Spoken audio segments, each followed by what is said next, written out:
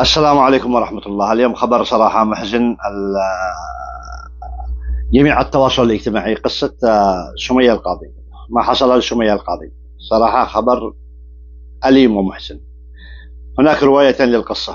القصة الأولى يقولون طبعا أنها اتهمت العاقل بالتحرش، ونزلت بالسوشيال ميديا أنه يريد أن يتحرش بها.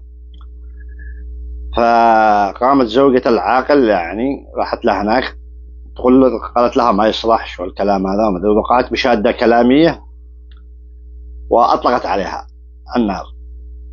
القصة الثانية حسب ما دخلوا معلقين قالوا يعني أنهم كانوا قريبين من جيران.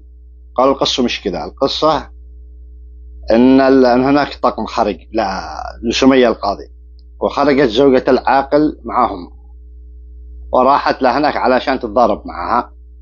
وصل إلى هناك وقعوا مشادة وكذلك أطلقت عليها النار.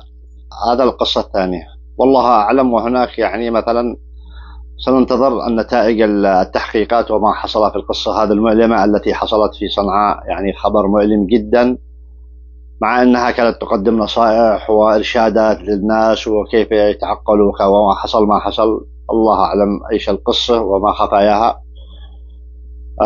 وهناك يعني أشياء